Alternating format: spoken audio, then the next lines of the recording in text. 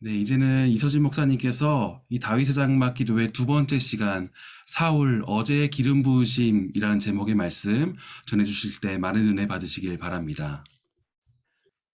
네, 다윗의 장막 기도회와 수련회가 이제 쭉 이어질 텐데 이렇게 함께 해주시는 여러분께 정말로 감사한 마음입니다. 지난 첫날 저희가 사무엘 오늘의 기름 부으심이라는 제목을 가지고 은혜를 나누었는데 오늘은 사울 어제의 기름 부으심이라는 제목으로 은혜를 나누고자 합니다. 지난번에 이렇게 밝힌 바와 같이 어제의 기름 부으심 그리고 오늘의 기름 부으심, 내일의 기름 부으심이라는 분류는 저희 온누리 교회의 목회자들의 영적인 스승님처럼 저희 목회자 사관학교에 와주셨던 알티 켄달 목사님의 분류를 따라가는 것입니다. 이 기도와 또 사무엘 상하의 다윗 이야기를 전체로 이해하기 위해서는 우리가 기름 부으심이라는 개념을 꼭 알고 있어야겠죠. 기름 부으심이라는 단어는 헬라어에서 크리스토, 예수 그리스도 이야기할 때요. 히브리어로는 메시아고 헬라어로는 크리스토죠. 그래서 예수님께서 누군가를 부르시고 그 사람에게 비전을 주실 때 쓰이고요. 또 크리스마타, 은사, 하나님께서 기도나 어떤 일반 은사, 아까 우리 찬양 인도해 준 형제처럼 찬양을 인도하고 또 누군가는 글을 쓰고 또 행정적으로 교회를 잘 섬기는 것, 또 상담을 잘하는 그런 은사들이 있고요.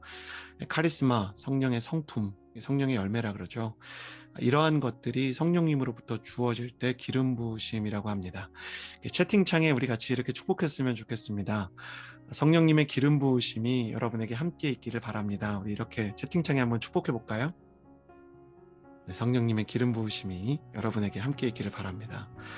특별히 우리 허브대학부에도 그리고 우리 온누리 교회에도 성령님의 기름 부으심이 참 임하면 좋겠다, 이런 소원을 우리 모든 목회자들과 또 성도 여러분이 가지고 계시리라 생각합니다.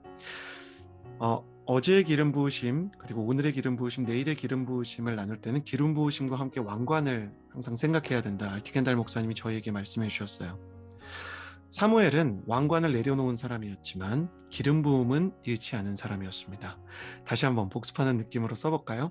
사무엘은 왕관을 내려놓았지만 기름 부음은 잃지 않았다. 이 사람은 이스라엘의 공식적인 지도자에서 내려왔지만 그러나 성령님과의 관계는 매우 명확한 사람이었습니다. 그래서 행정적으로는 이스라엘의 지도자 목록에서는 어제의 사람처럼 보였지만 그는 여전히 하나님과 동행하는 오늘의 기름 부으심을 가진 사람이었던 것입니다. 반면 지금 왕관을 쓰고 있지만 기름 부으심을 잃었던 사람이 있었습니다. 그 사람은 바로 사울입니다. 사울은 왕관을 쓰고 있었지만 기름 부으심은 잃은 사람이었습니다. 여러분 채팅창에 한번 써주시겠어요? 사울은 왕관을 쓰고 있었지만 기름 부으심은 잃은 사람이었다. 목회자로서, 아니 목회자를 떠나서 한 사람의 성도로서 가장 두려운 건 이게 아닌가 생각합니다. 우리가 목회자라면 설교를 할 수도 있고요, 또 순장이라면 순모임을 인도할 수도 있고, 찬양 인도를 하는 찬양팀이라면 찬양을 할 수도 있고, 섬기는 건 그대로 있을 수 있는데 하나님과의 관계가 무너질 수 있는 것이죠. 제가 군 시절에 나무가 태풍에 의해서 뿌리 뽑힌 걸 본 적이 있습니다. 지금 사진에 나오는 것처럼요. 근데 그때 배웠던 게 있습니다. 뿌리 뽑힌 나무도 잠시는 푸르다는 것이었어요. 여러분, 좀 가슴 아픈 얘기지만 한국교회에서 은사사역을 하거나 정말 하나님께 설교자로 귀하게 쓰임을 받거나 아니면 선교사로 아니면 크리스천 리더십으로 NGO나 아니면 크리스천 단체를 이끌었던 사람들 중에서도 가지 말아야 될 길을 갔던 예들이 있어요. 성적인 유혹에 넘어지고 물질의 유혹에 넘어지고 팀워크를 이루는 동료들이나 아니면 팔로워들을 향한 질투나 혹은 잘못된 이 성품의 분노의 조절 장애로 인해서 그 팀이 깨어지는 일들이 얼마나 많은지 몰라요. 근데 혼란스러운 것은 그분들이 죄를 짓고 그분들이 문제를 일으킨 다음에도 여전히 그분들에게 은사가 남아있을 수 있다는 것을 우리는 경험적으로 많이 보았을 거예요. 여러분 이해가지 않으세요? 일반 은사로 얘기하면 조금 더 쉬운데 어떤 가수가 사생활에 문제가 있어도 또 크리스천이었다 하더라도 신앙이 망가지고 인성이 망가져도 노래하는 실력은 쉽게 무너지지 않잖아요. 그것처럼 사울은 왕관을 쓰고 있었어요. 왕이었어요. 여전히 사람들은 그가 하나님께 쓰임을 받는 리더라고 생각했어요. 그러나 그는 사실 하나님이라는 그의 기반에서 뽑혀 있는 사람이었고 잠시 푸르름을 이 사진처럼 유지하고 있는 중이었습니다. 그러나 그의 가지는 실제로 말라가고 있는 중이었고 그리고 그의 열매는 맺혀질 수 없는 상황이었던 것입니다. 여러분, 하나님 앞에서 우리가 기도를 하고 또 청년으로서 예배할 때 항상 우리가 유념해야 되는 것은 우리가 정말 좋은 교회를 다니잖아요. 오늘이 교회를 다니고 있고 또 우리가 영적으로 공급을 참 많이 받고 있는데 저희 그 어머니 또 저희 아버지가 항상 저에게 얘기해 주셨던 게 있었어요. 이서진 목사님이 온누리 교회 레벨인 것처럼 생각하시면 안 됩니다. 이서진 목사님이 이재현 목사님이나 하용조 목사님 레벨에 있다고 착각해서는 안 됩니다. 목사님이 착각을 하면 안 되는 것은 뿌리 뽑힌 나무도 잠시는 풀기 때문입니다. 저희 부모님께서 저에게 항상 이렇게 얘기를 해주셨었어요. 여러분은 어떻습니까? 여러분의 영혼과 여러분의 예배가 주님께 단단하게 뿌리 박혀 있습니까? 주님이라는 나무에 여러분의 가지가 잘 붙어 있습니까? 자, 어떠한지 우리가 살펴보면서 사울은 왜 뿌리가 뽑혔고 그 기름 부으심을 왜 잃었는지를 좀 살펴보고자 합니다. 사무엘상 16장 14절에서 15절을 보면 여호와의 영이 사울에게서 떠났고 성령님이 떠나셨어요. 기름 부음을 잃었고 여호와께서 보내신 악한 영이 사울을 괴롭혔다, 이렇게 얘기합니다. 그러니까 사울의 신하들까지 그걸 알게 됐어요. 처음엔 자기밖에 모르지만 시간이 지나면 가까이 있는 사람들이 알게 됩니다. 가족들이, 그 팀을 같이 섬기는 사람들이, 그 동역자들이 알게 되는 것이죠. 사울의 신하들이 그에게 말했습니다. 보십시오, 하나님께서 보내신 악한 영이 왕을 괴롭히고 있습니다. 저는 예전에 그런 질문을 했어요. 그림이 약간 귀여울 수도 있는데 약간 이렇게 혹시 무서워도 저희 딸이 6살인데 그림이 좀 무섭다고 근데 바꾸지 못했어요. 적합한 걸 못 찾아서 이런 악령에 사로잡혔어요. 왜 하나님은 악령을 막아주지 않으셨을까? 여러분, 성경에 악령에 사로잡혀서 그 마음이 강팍하게 된 사람들이 나오죠. 하나님이 그 마음을 강팍하게 만들고 악령이 들어간 사람들, 가령 가룟 유다, 그리고 우리 지금 보고 있는 사울, 그리고 애굽 왕 바로도 모세가 백성을 놓아주라 그랬지만 하나님께서 그 마음을 강팍하게 하신 거예요. 그러니까 그 심신미약 상태 아닌가? 제가 신학을 공부할 때 이분도 약간 좀 억울하지 않을까? 악령에 사로잡혔는데 어떻게 이 사람이 선한 일을 할 수가 있어? 그렇게 생각했는데 성경에서 하나님께서 어떤 악령의 활동들을 막지 않고 감안하고 두실 때는 성경의 앞뒤 문맥을 잘 봐야 됩니다. 그래서 오늘의 교회가 우리 그 올해 초에 성경 통독을 했잖아요. 큐티를 함과 동시에 성경 통독을 참 해야 되는 건 앞뒤 문맥 속에서 그 사건의 이유가 발견되는 경우가 많아요. 자, 방금 보았던 사건, 앞에 있었던 사건들을 좀 보면 그러자 사무엘이 대답했습니다. 여호와께서 여호와의 음성을 순종하는 것보다 번제와 다른 제사들을 기뻐하실 것 같소. 순종이 제사보다 낫고 귀 기울이는 것이 수량의 기름보다 낫소. 거역하는 것은 점치는 죄와 같고 교만은 우상을 섬기는 악과 같은 것이요. 당신이 여호와의 말씀을 거역했기 때문에 그분은 당신을 버려 왕이 되지 못하게 하셨소. 자, 당신이 여호와의 말씀을 거역했기 때문에 그분이 당신에게서 떠났다, 이렇게 얘기를 하죠. 사울이 악령에게 사로잡히기 전에, 성령님이 떠나기 전에 사울이 하나님 앞에서 불순종을 합니다. 우리는 여기서 성경의 가장 무서운 가르침 하나를 배우게 돼요. 여러분, 약간 섬찟한 말이지만 그래도 우리 영혼을 위해서 한번 써보시겠어요? 불순종은 악한 영을 향해 문을 연다. 써주시겠어요? 불순종은 악한 영을 향해 문을 연다. 제가 아까 바로 말씀드리고 가룟 유다 말씀드렸죠. 똑같습니다.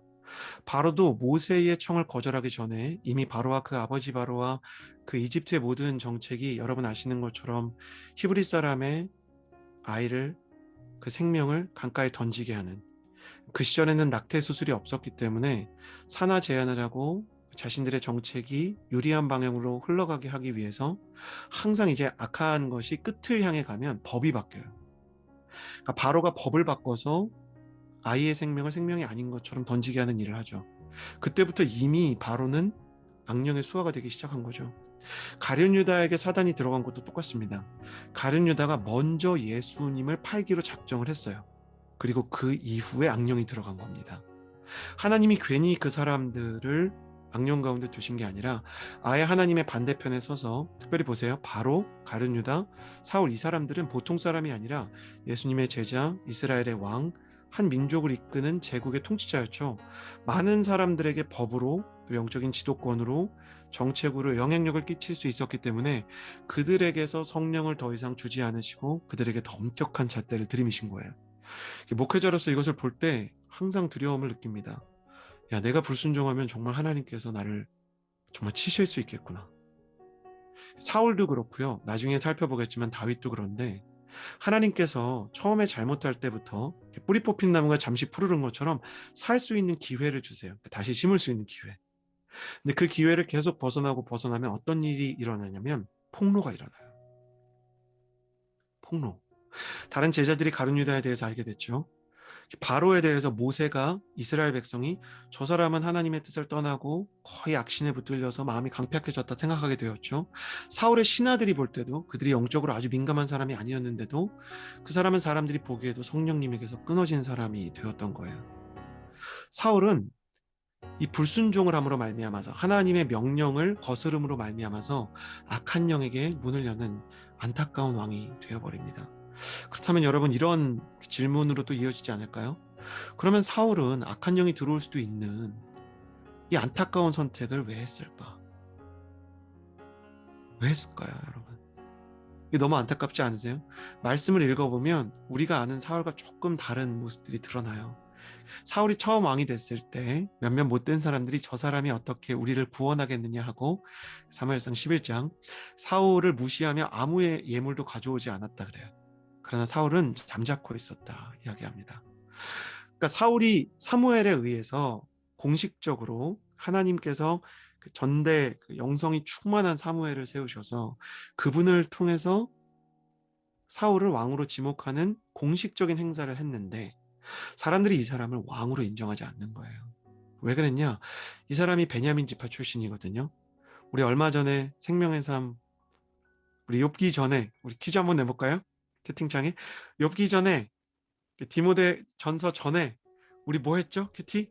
맞히시는 분 선착순 세 분께 기프티콘. 와, 너무 훌륭합니다. 김현민님, 사사기. 할렐루야. 우리 정말 소망이 있군요, 우리한테. 맞아요. 사사기 말씀이 있었는데 그 사사기 말씀을 똑바로 우리가 읽어보면 어떤 사건이 나오냐면, 마지막에 베냐민 지파가 하나님 앞에서 범죄를 하다가 거의 지파가 몰살당할 뻔한 위기에 처하게 되는 사건이 나오게 돼요. 그래서 베냐민 지파가 이스라엘 12지파 중에 가장 작은 지파가 되고요. 그 안에서도 사울은 이제 기스의 아들이라 그러는데 좀 보잘것없는 가문이었던 것 같아요. 그러니까 더 유력했던 유다 지파라든지 아니면 전통의 강호 요셉 지파 중에서도 에브라임 지파, 이런 지파들이 아마도 이제 사울을 볼 때 좀 못 믿었고, 하나님이 왜 저런 사람을 세웠을까 생각을 했던 것 같아요. 사울을 무시하고 예물을 가져오지 않았는데 사울이 잠자코 있었습니다. 저는 사울이 겸손한 사람이구나 이렇게 생각을 했는데 그렇지가 않아요.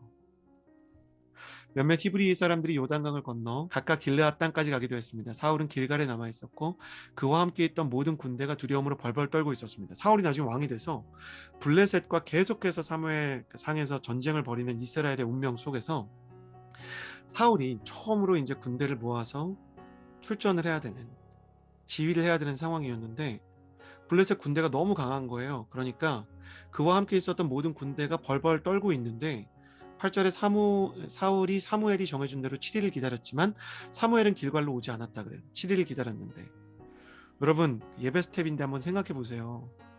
저나 아니면 최정현 전도사님이나 주한열 전도사님이 예배인데 다 안 와요. 이거 예배 스텝이 생각할 수 있는 진짜 최악의 상황 아닙니까? 강사 목사님이 늦게 도착할 때 그 두려움은 여러분 말로 못해요. 너무너무 두려웠던 경험. 저도 한번 수련회 하는데 강사 목사님이 접촉사고가 났다는 거예요. 찬양 인도자한테 계속 찬양해야 된다고 지금 강사 목사님이, 그 선교사님이 접촉사가 났다고 막 이렇게 찬양 인도자한테 사인을 이렇게 들었던 게 기억이 나요. 그러니까 마음이 타들어가죠. 그러면서 백성들이 어떻게 됐냐면 흩어지기 시작했다 그래요. 역시 사울이 하니까 뭐가 일이 잘 안 되네. 리더가 됐는데 전임자도 좀 부담스럽죠. 사무엘이고. 그리고 부담은 있는데 사무엘은 7일 동안 올 거라 그랬는데 안 오니까 사울이 이때 어떻게 하냐면, 여러분 제사는 어떤 지파만 드릴 수 있죠? 우리가 그 전에 막 레위기, 그 출애굽기 성막 이런 거 보면 박찬일님 맞아요. 레위 지파만 예배를 드릴 수 있는데 왕이었던 사울이 그걸 무시하고 예배를 드려요. 그리고 기가 막히게 예배를 드리자마자 사무엘이 도착했다는 기보를 접하게 됩니다. 하나님께서 일부러 사울의 어떤 면을 좀 시험하신 거예요. 뭘 시험하신 걸까? 여러분, 사울이라는 사람은 약해서 악해진 사람이에요. 이 사람은 겸손한 게 아니라 열등감이 있었어요. 이 사람은 온유해서 자신을 인정하지 않았던 사람에게 대항하지 않았던 게 아니라 비교의식과 열등감에 사로잡혀 있었어요. 여러분, 성경에서 이 부분을 우리가 정말 가슴 아프게 좀 배워야 됩니다. 채팅창에 써주시겠어요? 약해서 악해질 수 있다. 이 사람은 약하기 때문에 하나님의 제사를 레위 지파만 드려야 되는 걸 무시하고 드렸고, 이 사람은 마음에 열등감과 비교의식이 가득했기 때문에 베냐민 지파 출신이고 소심하고 경험도 부족하니까 사람들의 마음이 떠나는 것이 두려워서 하나님을 등진 거예요. 그러니까 사울의 일생을 계속 보잖아요. 그럼 이 사람은 사람들의 마음을 사기 위해서 굉장히 애를 써요. 그래서 사람들의 마음을 얻으려고 온갖 일을 다 하느라 하나님을 잃어버려요. 크리스천 중에, 청년 중에 술을 안 좋아하는데 굳이 술을 마시는 청년들이 간혹 계세요. 왜 그런가 보면 술을 마시는 사람들의 청을 거절하는 게 너무너무 두려운 거예요. 내가 사회에서, 심지어 제가 그런 얘기도 여러 번 들었습니다. 교회 리더십들 중에서도 저 몰래 이렇게 술을 드시는 분들이 계실 수 있겠죠. 그러면 이제 나랑 친한 오빠인데, 친한 형인데, 친한 누나인데 나 술 마실 때 좀 옆에만 있어주면 안 돼? 분위기 맞추느라고, 이거 진짜 아닌 것 같은데, 언니 순장인데, 언니 리더십인데 술 드시면 안 되잖아요, 언니 형 그러시면 안 되잖아요, 얘기해야 되는데 그 얘기 못하고, 언니 그럴 수 있죠, 이러다가 자기도 그냥 휩쓸려 가게 되는 거예요. 여러분, 사울이 좀 이해가 되세요? 너무 약하니까. 그래서 제가 이렇게 기름 부으심을 생각할 때 성령님이 참 어떤 면에서 우리에게 너무 필요한가 생각해 보면, 자존감이라는 건 너무 중요해요. 내가 하나님 앞에 딱 뿌리를 박아서 시냇가에 심은 나무처럼 내 중심이 딱 있어야 되는데, 중심이 없으면 하나님께서 내게 주신 오리지널 디자인이 뭔지를 생각하지 않으면, 사울의 오리지널 디자인은 뭐예요? 하나님이 날 불렀다, 하나님이 날 왕으로 세웠다, 그건데 사울이 그걸 잃어버리기 시작하니까 그냥 국가가 송두리째 흔들렸던 안타까운 세월 가운데 들어가게 되었던 것입니다. 여러분, 그래서 우리가 정말 그 다윗과 사울을 묵상하면서 기도해야 되는 것은, 하나님, 내가 열등감과 비교의식에 지지 않게 해주십시오 기도해야 돼요. 하나님, 나를 왜 부르셨고 어떻게 좋게 만드셨는지를 알게 해주세요, 이렇게 기도해야 돼요. 그거를 어떤 분들은 오리지널 디자인이라고 표현하는데, 우리 채팅창에 이렇게 한번 쳐볼까요? 성령님, 저에게 오리지널 디자인을 회복시켜 주세요. 하나님이 처음 만드셨을 때 그 창조의 그림, 하나님이 나를 세우셨을 때 그 선택과 그 부르심과 그 예정의 하나님의 계획, 우리 사형리 복음의 첫 번째 원리가, 하나님은 우리를 사랑하시고 우리를 향한 특별한 계획을 가지고 있다 그러잖아요. 그러니까 복음의 첫 번째는 창조고, 그 창조의 메시지 안에는 자존감이 있는 것이죠. 하나님의 부르심과 자존감이 있으면 우리 주일날 살펴본 바울처럼 흔들리지 않는 거죠. 믿음에 있어서 무적이 될 수 있는 거예요. 복음을 알고 예수 그리스도를 알고 하나님을 아는 사람은 흔들리지 않았을 텐데, 그는 사람들에게 너무 예민해졌어요. 그래서 여러분 마음속에 너무 사람에 대해서 예민한 생각이 들면, 주님, 내가 이것에서 자유해지게 해주십시오, 이렇게 기도했으면 좋겠어요. 여러분의 마음속에는 어떠한 사람의 소리가 있습니까? 그것이 부모의 소리이든 아니면 여러분의 그 교회의 사람들의 이야기이든, 여러분 이런 거 하나에도 혹시 흔들리지 않으세요? 머리를 자르고 왔는데, 어머 어떡하니? 머리 자르기 전이 좀 더 나았던 것 같다. 그런 얘기 굳이 왜 하시는 건지 모르겠는데 하면 또 마음이 어렵고, 그죠? 그리고 부모님이, 엄마가 뭐라 그랬어, 너는 이과에 있었어야 됐다니까. 그러면 내가 문과 하다가 좀 어려우면, 엄마 말이 맞나? 그러면서 엄마가 원망스럽기도 하면서 그 마음에 이렇게 하나님이 분명히 어떤 경영에 대해, 그 어떤 그 문예 창작에 대해 꿈을 주셨으면서도 내가 흔들리는 마음이 있죠. 우리는 그런 것에 흔들려서는 안 될 것 같아요. 이와 대조되는 인물이 하나 나와요. 누구냐? 사무엘상 16장 23절입니다. 하나님이 보내신 악한 영이 사울에게 내리면 누가요? 다윗이 하프를 가져와서 연주를 했습니다.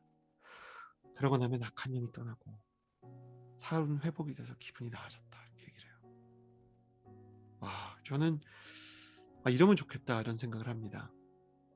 여러분 그 채팅창에 우리 한번 써볼까요? 약해서 악해지는 사람도 있지만 약해서 예배하는 사람도 있다. 약하면 악해질 수 있어요. 그렇죠? 여러분 직장 상사 중에 그런 분 계시죠? 너무너무 질투가 강하고 그 부하들의 그 성과를 항상 깎아내리고 그리고 이제 그 같이 일하는 사람들을 너무 힘들게 하고 그 팀워크가 어려운 사람. 저희가 목회자 사관학교를 하면 선배 목사님들이랑 이렇게 테이블에 쭉 앉아 있는데 온누리 교회에서 제일 좋은 이제 정신이 뭡니까? 어떤 사람이 온누리 교회에서 오래 일합니까? 그러면 팀워크 이야기를 해요. 같이 일하는 사람들이랑 팀워크가 참 좋아야 된다. 이렇게 얘기를 해요. 촉매가 돼야 된다라는 표현을 써요. 그 사람의 영감을 열어주고 그 사람의 은사를 더 키워주고 잘하는 것을 잘한다고 이렇게 해주고 그래서 면접을 보거나 혹은 어떤 리더를 만나면 꼭 물어보시는 게 자네는 뭘 잘해? 이걸 물어봐요. 저도 거기에 이렇게 옮아서 거룩한 전염이 돼서 이렇게 허브에 와서 교역자들이랑 이렇게 있으면 전사님 뭘 잘하세요? 이렇게 물어보게 되고 또 MC들이랑 우리 청년 리더십이랑 있어도 뭘 잘해요? 이렇게 물어봅니다. 사울은 평생 자신이 약하고 못하고 알아주지 않는 걸 생각했어요. 근데 다윗은 약한데 할 수 있는 것을 하나님 앞에 드렸어요. 다윗은 왜 약한 사람이냐? 우리가 사무엘이 다윗을 만났을 때 얘기했죠. 영적인 지도자 사무엘이 왔는데도 불구하고 어떻게 했어요? 내게 막내 아들이 있다.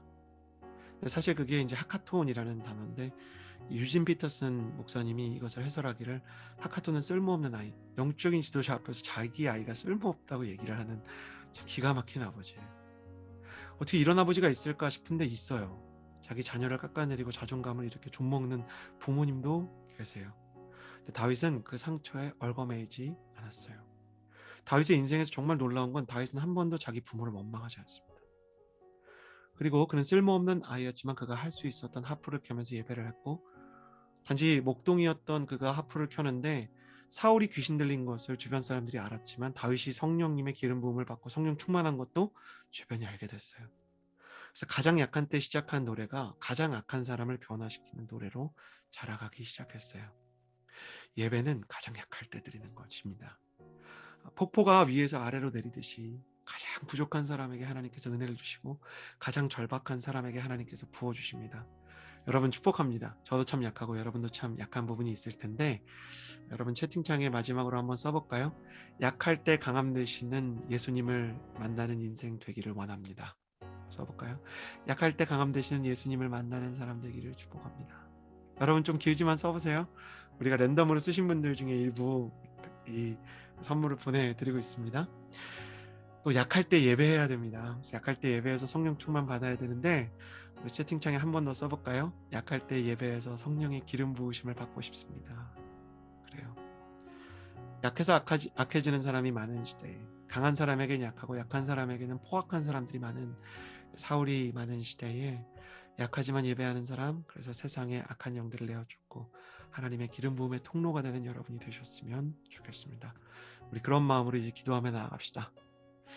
여러분의 약한 부분은 무엇입니까? 무엇이 여러분의 자존감을 두렵게 하고 괴롭게 합니까?